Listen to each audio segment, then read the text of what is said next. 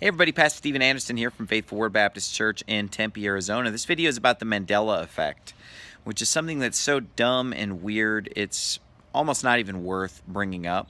But the reason that I am bringing it up is because of the fact that I think there's an important lesson to be learned from this, and it really says something about our society that this is even a thing. And I'm going to tie this in with the Bible as well. But let me just start out by explaining what the Mandela Effect is and then give you my thoughts on it. When I first heard about this, it was in regard to the children's books about the Bernstein Bears.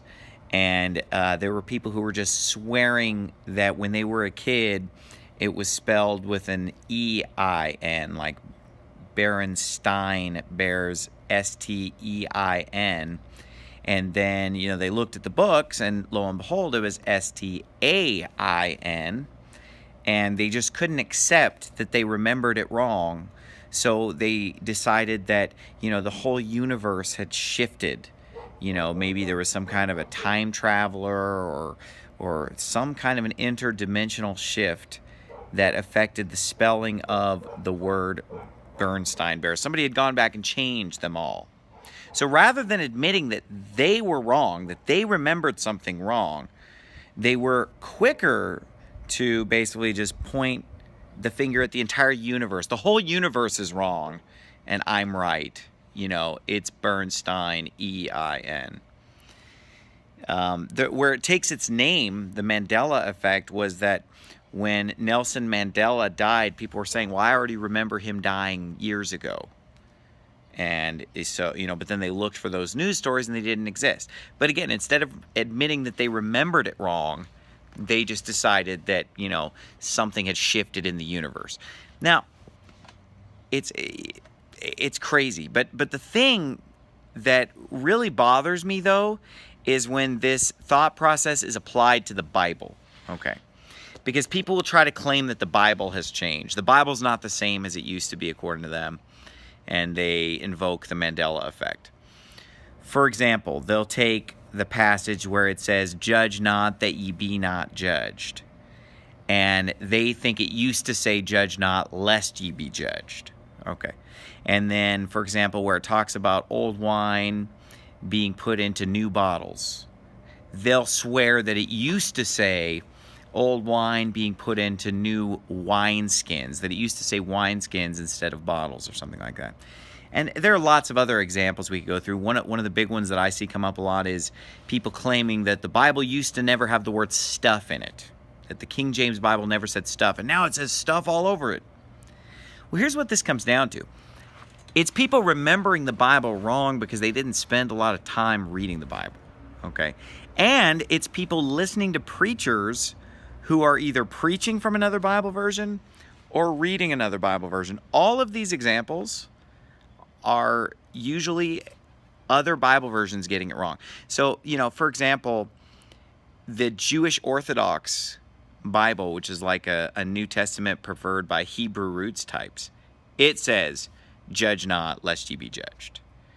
Or, for example, a lot of versions, I think probably the NIV says wineskins instead of bottles, and take out the word stuff, etc.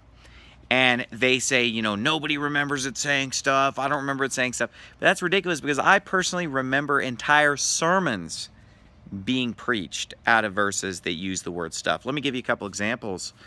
There's a famous story where Saul is being made king, and they can't find him. And it says he hid himself among the stuff. I remember that being preached when I was a kid. It was the same as it always was, that he hid himself among the stuff. There was another famous sermon preached called "Stay by the Stuff," because David made the pronouncement that those who went to battle and those who stayed by the stuff, they both got the same spoils. So I actually remember specific examples of sermons and teaching that I heard 30 years ago that used the word stuff. I remember reading, "Judge not that ye be not judged," because I remember memorizing that verse when I was a very small child and learning Matthew chapter 7, the first few verses, by heart. And then another example is about the wolf and the lamb versus the lion and the lamb. Well, in the next breath, a lion is mentioned, so a lot of preachers have just simplified that or just misquoted that or just referred to that as the lion laying down with the lamb, but it always mentioned that. I remember the first time I read the Bible cover to cover, which was when I was 17 years old.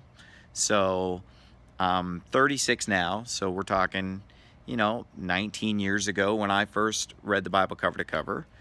I remember seeing that and just thinking to myself, oh, that's funny. I've always heard it as the lion and the lamb, but it turns out it's the wolf with the lamb, and then the lion is mentioned in the next breath. So, but it really says something about people's character, and it really says something about our society, that instead of people admitting that they could ever remember anything wrong or be wrong about something or make a mistake, they'd rather just point the finger to the entire universe, to the space-time continuum itself, and say, the whole planet's wrong, the whole galaxy's wrong, all the evidence is wrong, I'm right, we must be in a parallel universe. I mean, can you imagine settling disputes that way? I guess next time you get in an argument with somebody, you can just say, well, no, I'm right because a parallel universe. I mean, it's so weird, and it's strange that I even have to make this video.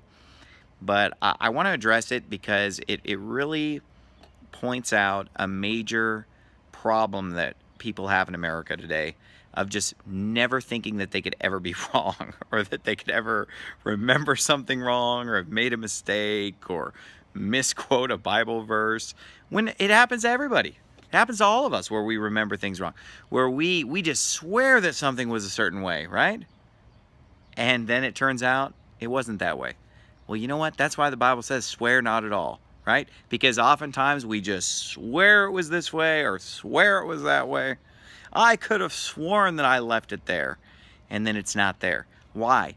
Because we are wrong, because we made a mistake. That's all. So, don't get caught up in this craziness. And also, some of you are thinking like, why did I even watch the last 7.5 minutes of this video? Can I have that 7.5 minutes of my life back because this Mandela effect is so dumb?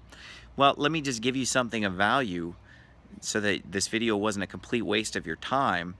And that is, just be the type of person that can admit that you made a mistake, and that can actually, realize that you might have misquoted something or misheard something, or, you saw something and remembered it wrong, because it happens to everybody. God bless. Have a great day.